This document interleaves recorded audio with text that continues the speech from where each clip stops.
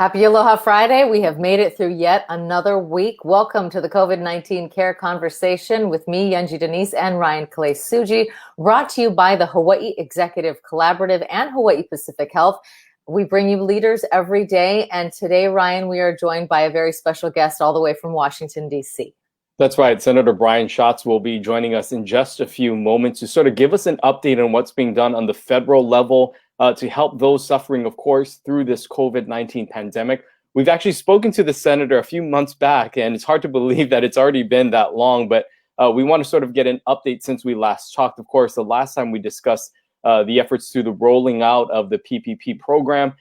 We know that that is expiring for many businesses now, so want to get an update on if there's anything else that could be done on the federal side to help some of those businesses that are still struggling, as well as here on some of the updates of what's happening on that federal level. So we encourage you, if you're watching right now, please enter in your comments for the senator. We'll try to get to as much topics and questions as we can.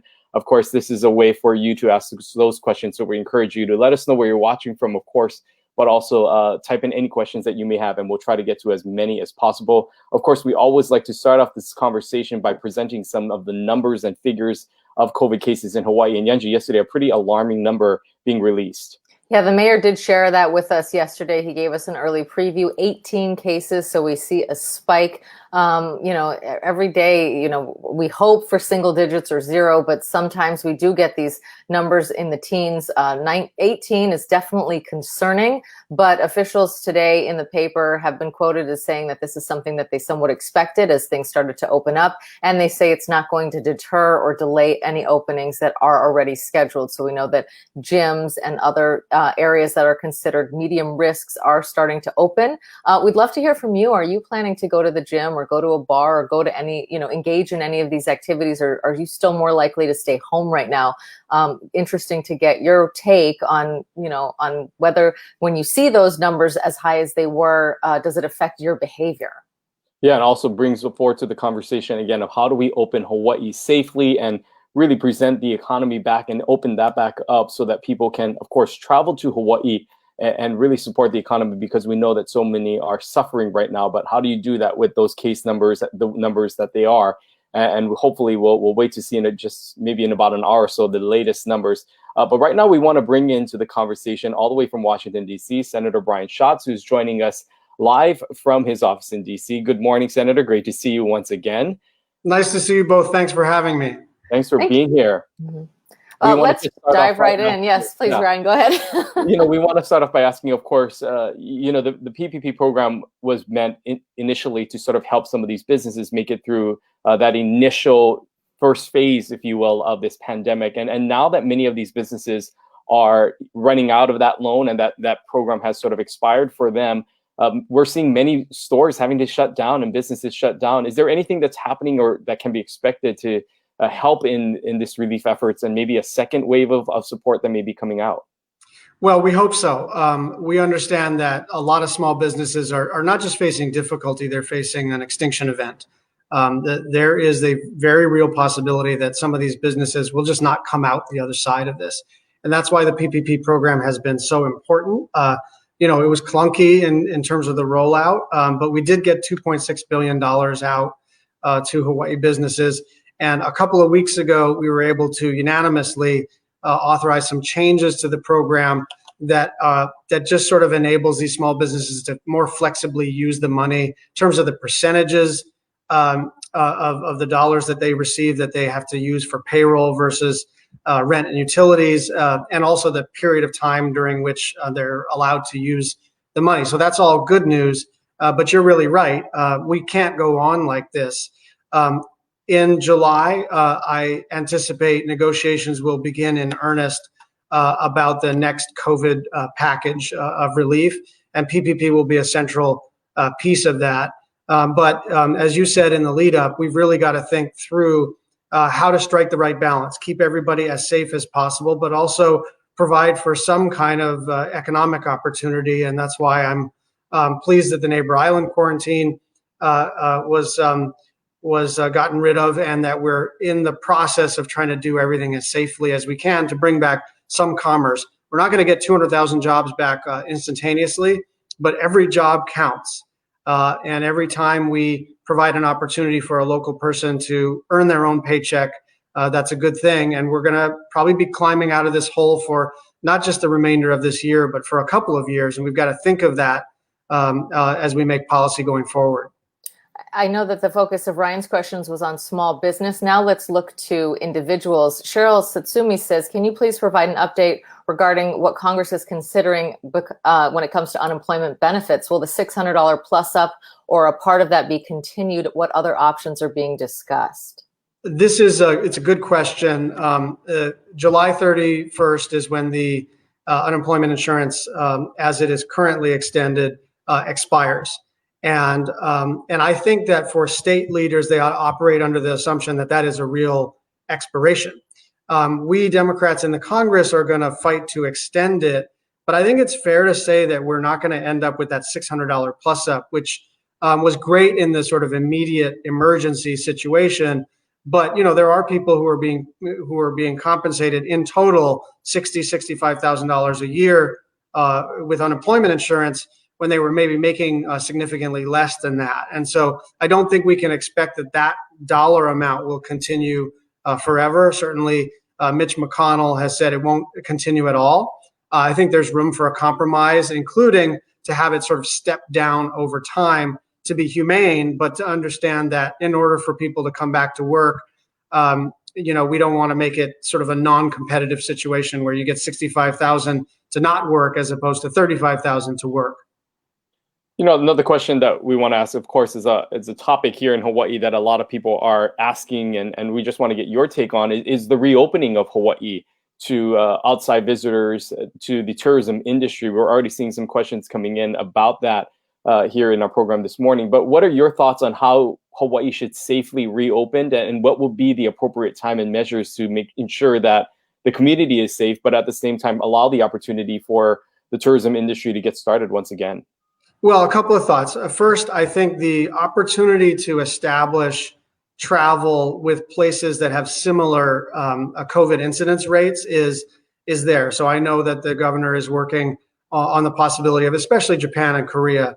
The New Zealand, Australia thing is both less likely and frankly less of a big deal economically, because we don't have the number of direct flights that we would have from either Seoul or Haneda and Tokyo and all of that. So that's one thing that's being pursued, and I think it makes a lot of sense. And then there's the possibility of allowing people to come in, assuming they have in hand proof of a negative PCR test. Now, a lot of people rightly point out that that's not foolproof, but the truth is nothing is foolproof. What we're trying to do is chop down risk. We're trying to say that if the natural incidence rate is, say, 1 in 300 or 1 in 500 of people having COVID, and we can knock down 80% of that risk with a negative PCR test, that would significantly reduce the risk to our citizens. One other piece of this is to remember that most of the COVID spread and most of the COVID traveler related incidences are from our local people going to the mainland and kind of reintegrating into their families. And so I think it's really smart that we're trying to reopen tourism as safely as possible. But we have to have an adult conversation with each other about the fact that by some estimates, 70 to 90% of the spread that was travel related was us guys going to the mainland and bringing it back. And so I don't want us to think purely in terms of a border, right? And stopping everything from the mainland. The main thing we can do is universal mask wearing, social distancing, and sanitation. And that is entirely under our control. Well, on the topic of masks, it's something that's discussed here all the time. Carolyn Majeski says, where do we stand on making masks a requirement? I live in a condominium with small elevators and many think that this is over and are not wearing masks. We also saw, on a national level, there was a passenger kicked off an American Airlines flight for not wearing a mask, and now airlines are starting to mandate that on their flights. But of course, if you say that you have a health issue, then you can bypass that requirement. As it is sort of individual choice, obviously there are limits that a business can set, but should there be any kind of government intervention to require mask wearing? Well, let me take the question in two parts. First of all, an individual business can say no shirt, no shoes, no service, right? And so you can certainly say, hey, no mask, no service. Like that is we reserve the right to refuse service to anybody unless it's on the basis of race, class, sexual orientation, veteran status, disability status. But if you're just saying, hey, no mask, you don't get to come into my private business, a private business can and frankly should do that. I'm a little more hawkish about mask wearing because now the data is in. Wearing masks is the single most important thing we can do to stay safe. It's the single most important thing we can do. And I liken it to this sort of seatbelt debate. In the 80s, when there was a talk about federal mandates for seatbelts, there were all these people who were saying, my freedom to not wear a seatbelt, right? And now it's just mandatory, and we've saved millions, well, I don't know if it's millions, but certainly hundreds of thousands of lives as a result of it just being the law. So my own view is that in close quarters, that during a pandemic, we should have mandatory universal mask wearing. But that's not my authority. That is a governor or a mayor or a president's authority in the executive branch. But I just think that one thing that we can do to protect ourselves, even while the mainland is sort of on fire with the disease and stupid politically in terms of being polarized over such a basic public health protection, is we can all just sort of Democrat, Republican, independent, non-voter, whatever, everybody, just wear your mask when you're indoors. You don't have to wear it when you're jogging. You don't have to wear it at the beach. But if you're in close quarters for any period of time that's significant, just put the mask on. I want to ask a question about some of what's happening on the mainland. We're seeing some of those rising numbers in some of these stages and these surges after this reopening efforts have sort of opened up. What are you hearing from your colleagues? Because, of course, many of, where you're working, of course, is sort of an amalgamation of all these states coming together from various parts of the country. Is there any concern about the spread that's happening in the country right now? And how, when we talk about reopening Hawaii, you have to think that these other states are also interconnected as well. How are other states preventing, some cases like where surging Florida is from getting to anywhere else into other states? And what are the conversations like on a national level of this interstate transport? Well, I think it's a really a good question, Ryan, because, first of all, people are worried based on their case rates going up. Florida is particularly bad, Arizona, Texas. These are places that are so hot that people stay indoors. You sort of tend to think that this thing is seasonal and doesn't like the heat and doesn't like the humidity. But the problem is when the heat and humidity gets so bad, then everyone goes back indoors. And so that's one sort of operating theory. The Northeast of the United States is really calming down from a disease standpoint. New York, New Jersey, Connecticut are really flattening their percentages now at about 1%. We're lower than that, but they're getting pretty good. And the South and the Southwest are getting pretty bad. And so where you had, if you sort of add up all the numbers, it looks like it's flat. But what's really happened is New York has really drastically improved its situation, and lots of other places are on fire. But I just want to say that the places that are doing well, we're the only place that can really stop travel in the way that we're doing it with this 14-day quarantine, because we have water in between us and every other state. And we have seen other states successfully keep the COVID rate low, even without the ability to stop travel. So it's just a good reminder, as the sort of politics of what's happening at the airport seems to be the focal point on an almost daily basis, that yes, that is an important aspect of our strategy, and I don't want to diminish that. But the main thing is mask wearing, social distancing, and sanitation. And if we do that, then we can manage this pandemic. We will not ever get to zero, and the numbers are going to spike because we've opened up businesses and opened up a little bit more of our society. That was totally expected. So I don't want us to panic at these numbers. We got to monitor it. I certainly do a little worrying every morning when I try to figure out what the number is. But I don't think we should panic and say, oh, that's proof that we got to shut back down. The idea is to try to keep the death rate in particular as low as possible, and to drive the unemployment rate as low as possible. Well, I want to touch on that point. In today's paper, the unemployment rate was reported here in Hawaii over 22%. I know that a big part of keeping track of COVID, of course, is the contact tracing piece. And can you tell us a little bit about some of the work that you've been doing on sort of marrying those two issues? Yeah, I think it's a really good point here. Our ability to sort of attack an area of an outbreak is what's going to determine our success. And whether it's the care home where there appears to be an outbreak, there are a couple of other communities where I think there's suspicion that there are little clusters.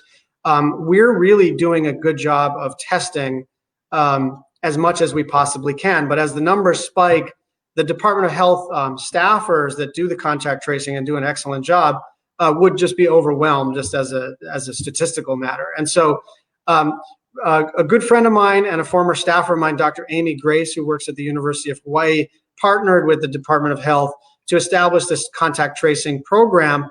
And they're going to graduate. Their target was 300 to 350 contact tracers by July 15th.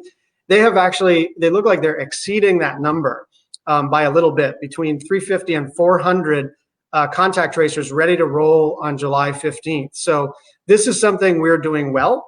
And we're confident that the program is robust enough, because it's one thing to there's like a 6-hour contact tracing deal where you can claim, oh, we've got thousands of contact tracers, but it does take some skill and some nuance and some ability to interact with folks kind of at the social work level. And so our training is a little more robust, because in the end, you got to get people to answer questions like, who else may you have infected? Where did you go? These are sensitive conversations. And if you can't get people to answer your questions, then you can't do the contact tracing. But I went from super worried and doing a little, not quite raising my voice, but raising my alarm about the ability to do contact tracing, to feeling cautiously optimistic that we're going to be in a good spot by mid-July. One of the debates, not only here locally, but nationally, is supporting the frontlines workers and this idea of hazardous pay for those who are exposed to the virus, especially those in the healthcare industry. What are your thoughts on extension of some sort of hazardous pay or benefits for those that are having to combat this directly and having to deal with this on a level that many aren't exposed to as others are? I love it. And there's a bill that the House of Representatives passed called the HEROES Act that does exactly that provides bonus pay or hazard pay for our essential workers. And I think it's also, this pandemic has caused us to kind of rethink who we consider to be essential. Certainly it's your first responders. That part is pretty obvious. Certainly it's your people in the healthcare setting. Yeah. But as everyone starts to think through how they're personally getting through this, right? Whether it's as a parent doing distance learning, and then the guy or the woman or man who comes into your house and helps to set up your Wi-Fi in order that your kid can actually get on the WebEx and do the class, right? That's an essential worker now, right? It's the person who cleans the school, not just the person who teaches in the school. It's the grocery store worker. And so it has caused me to sort of redouble my passion for, if we call these people essential, right? And then we pay them $12 an hour, then the word essential becomes meaningless, right? If we think someone's essential, then we shouldn't pay them so little that they have to live on food stamps, right? And so it has caused me to be more and more passionate about the people who make our society run, the people who make our economy run. And when all of us kind of have that feeling of anxiety when we go to the Safeway or the Costco, I mean, there's people who just like deal with that every day because it's their job, and they deserve not just our tweets. Hey, thanks everybody for doing all the good work. They deserve money. We are spending trillions of dollars.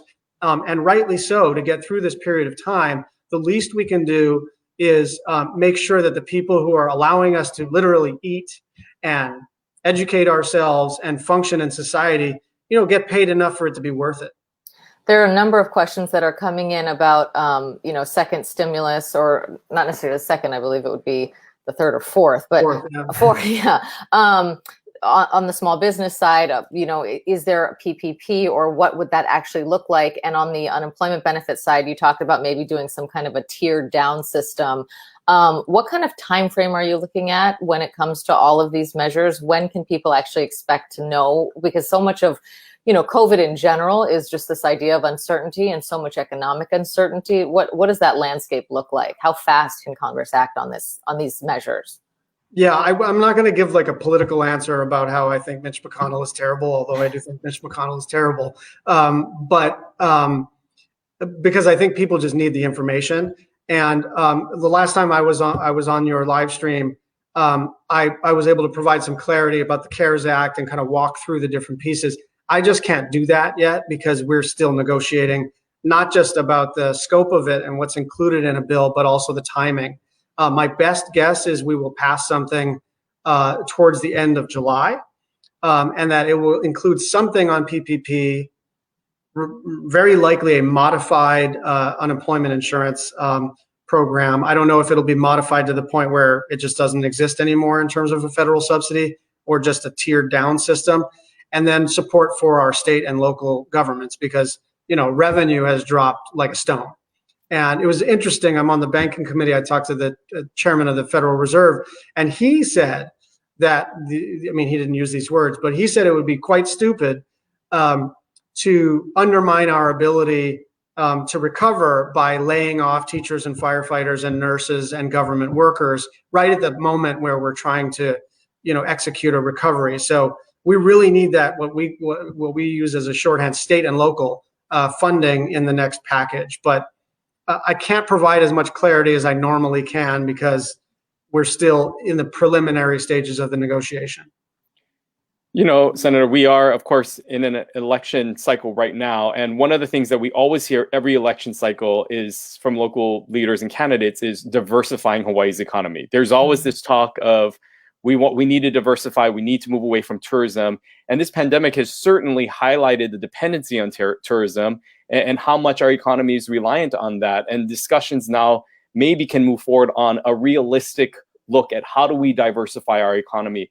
What would you think, or what are your thoughts on other industries or things that Hawaii can look to do so we're not so reliant on tourism? And what is the most realistic so that it's not just this hyperbole that we talk about, oh, we're going to diversify, but we end up still relying on tourism the way that we continue to do?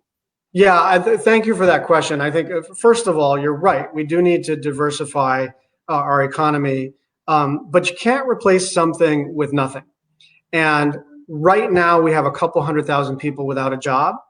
And if it's ag, or if it's high tech, or if it's clean tech and clean energy, or if it's a reconfiguration of the way we think about small business, one of the things that I feel passionately about is what they call on the mainland the creative economy. In New Mexico, the creative economy is 22% of all private sector jobs. We have that organically, but we could do more to support our creative economy, which would integrate really well and already does integrate really well into our tourism economy. But I just want to make a case for us being realistic with each other, right? And not just using, oh yeah, we need to diversify as a sort of standard talking point. We have a couple 100,000 people who are primarily unemployed because tourism is completely shut down. And they are primarily local people, and they are primarily low-income people. And so if people say they want to keep tourism at essentially zero, the net effect of that is going to be hundreds of thousands of local people moving to the mainland. And I have a deep, deep concern about what that would mean for Hawaii. Now, I do think we should redouble our efforts to diversify the economy, but we also have to get our tourism economy back at some level cranking. Should it be 10 million visitors again? No, it definitely shouldn't. But it can't be zero either, because there are lots and lots and lots of families who will just not be able to make it in the state of Hawaii. And I worry very much that the people who are not dependent on tourism are a little casual about how much they want to transform into something that doesn't yet exist. We have to do the hard work of turning those visions about high tech, about ag, about clean tech, about the creative economy into reality, and build that over time. So it's not just this perennial sort of political talking point, but we build it over time. But we can't replace something with nothing. We have to build that something. And that's going to take time. And it's going to, frankly, require that politicians are honest with each other and honest with the public about what's realistic. In the interim, as we are still relying on tourism, how do you think we safely do the reopening? The governor has obviously extended the quarantine for trans-Pacific travel until the end of July, and we're looking probably sometime in August. The idea of getting a test before, 3 days before in that 72-hour window and then boarding a flight, is that something that you think will be enough? Sort of what is the best way to do this in a way that's safe? They've talked about randomized testing. The governor on Monday told us that, the state can only test 5,000 people per day, which is fine for our population now. We, of course, had 30,000 arrivals on a daily basis before the pandemic, so we can't test everybody who comes into the state. How do you think we can do that safely while getting the folks that you're talking about back to work? Well, I a couple of things. First, I like the idea of, it's not quite a travel bubble, but it's a lifting of the quarantine with places that have low COVID incidences. So that could be pursued. And I do like the idea of a pre-test. There is still the question of whether or not those tests are going to be really available on the mainland or wherever the originating flight is. But I think that is probably the most practicable way to reopen in a way that makes people feel reasonably safe. Again, nothing is foolproof, but it's not really on the table for us to just stay closed until there's a vaccine, because, by the way, even when there's a vaccine, that's not foolproof. You've got to deploy the thing, not everyone will comply, and all the rest of it. So I think one of the difficulties that I've seen locally in the media is you've got lots and lots of chief executives, mayors, and the governor, and then even leading legislators, all sort of talking before and after each other and describing what they think should happen. This is the governor's call, and I want him to be, sort of fully in a position to make it himself. This is the chief executive of the state of Hawaii's call. I like a couple of these ideas. There may be others, but I think our responsibility as a community is to understand that COVID is going to be around our community and coming into our community. Now that you've got DOD employees who are not subject to the 14-day quarantine, we've got a bunch of teachers in the DOE who are on the mainland right now, and they've got to come back for the school year. So we've got to deal with that sort of, what are we doing? Are we testing all of them? Are we making them subject to the 14-day quarantine? If we do that, do we end up with a teacher shortage? So we've got some real challenges. And we've got to allow the governor to make some choices. And then we, as a community, the most important thing we can do, rather than beat up our leaders or sort of focus on our leaders, having minor points of disagreement, is mask wearing, social distancing. I know it's boring, but it is the most important thing. Senator, we know that your time is it's coming to an end here with you, and we know that you have to hop off on another call here. But just wanted to give you one final word, anything that you wanted to provide to the viewers watching right now about whatever you're doing now, or any sort of final thoughts that you have for this program. Well, I want to thank you guys for this show. It's super informative. I watch it when I can. It's the right, in my view, the right kind of journalism for this time. It's tough enough. You're not, it's not softball questions, but it's not just purely about trying to pit people against each other. This is going to get worse before it gets better economically, and even in terms of the public health. So we need to really hang together and demonstrate that we're not the mainland, and that we can get through this in a way that is the envy, certainly of the country and maybe even the world. We can do this together, and I just want everybody to kind of take a deep breath and remember, this is not about political rivalries or how much you hate or favor one politician over the other, but trying to keep ourselves safe and have some jobs and some schools running in the fall. We definitely want that. Thank you so much, Senator Brian Schatz, for your extended time this morning. We sincerely appreciate it, and thank you for fighting for Hawaii. Thanks, guys. Appreciate it. Aloha. Okay, so you heard him there. We're looking at possibly July. They're still hammering out the details. We don't know if there's going to be another round of PPP. We don't know if there is an extension of that $600 plus up. It doesn't sound like that full $600 is going to be on the table, because, as he said, and this is actually something that Scott Murakami, the director of labor and industrial relations, had talked about too, that some people are making more money on unemployment than they did in their traditional jobs. And there was that sort of conflict there. So it sounds like possibly a tiered system where you'd have a tiered down plus up, if you will. but none of those answers coming probably till sometime late next month. Yeah, I'm certainly not, the answer I think that a lot of small businesses were hoping for, because, we understand that many people are in a tough position right now without sort of that PPP loan anymore, and without sort of that provided set of income that they can really help to pay employees, to pay some of these bills. And so, he expressed his concerns about some of these businesses closing down permanently. But he is saying that they are going to be talking about that, and we'll stay tuned to see what happens next month. As they maybe sort of roll out yet another sort of stimulus package. Also interesting to hear him talk, excuse me, somewhat passionately about the hazardous pay and really protecting those on the front line. He's saying that if they are deemed essential, and if we're calling them essential, they shouldn't be making a minimum wage. We should be finding ways to support them. So speaking very passionately about that, and also interesting about his thoughts about how local politicians are actually handling this as well, and that more support should be going towards the governor and his decisions. Right, giving more power to the executive. Very interesting to hear all of his thoughts there. If you look at today's paper, some of the issues that he was talking about, of course, the state jobless rate at over 22%.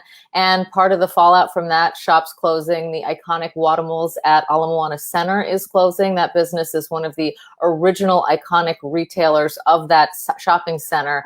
And sad to see that is closing its doors. So, we are just bombarded by these headlines, Ryan. And the other big headline that really caught my eye this morning was that health officials are saying that thermal screening is very ineffective. That's pretty disappointing, because we know that, everyone's out there with their thermometer, those temperature guns, but that doesn't really seem like a great way to narrow out COVID. Yeah, and you know that the state is putting a lot of effort and its money into installing some of these thermal screening measures at the airports here locally. And so hearing more about just the inefficiencies of it, about the percentage wise, and just how it is not as accurate in terms of this really being able to distinguish who may be a carrier of this. Yes, it can help to identify those who have a higher temperature, but ultimately that there are a lot of loopholes that it is not a way for them to really rely on this solely as a measure in order to protect Hawaii and those guests coming into the state. We are going to be talking with Governor Ige on Monday. We've got a great lineup for you next week. Also on Monday, Lisa Kimura, who is the Vice President of the Community Impact Initiative at the Aloha United Way, will be joining us. She's going to be talking about the ALICE report, that is I always forget what the acronym stands for, but basically it's those who are economically threatened in our state. What does that look like? Economically vulnerable, perhaps one family disaster, one car breakdown away from missing rent payments. Pretty sobering numbers that came out yesterday, Ryan. So we'll be diving deep into those with her on Monday. Yeah, and Aloha United Way are, of course, directly working with a lot of in the community with a 211 number that has been set up. And so they firsthand have seen the impact of those individuals. So we're going to get an update on those types of numbers in our segment where we like to break down some of the figures, not only of what's happening in COVID, but the economy side as well. We'll also be speaking with members of the restaurant community, as well as Lieutenant Governor Josh Green, and getting an update from him, as well as Senate President Ron Kochi. As we know that the legislature goes back into session next week, there was a lot of debate over what to do with the rainy day funds and if that federal money should be put into the rainy day funds.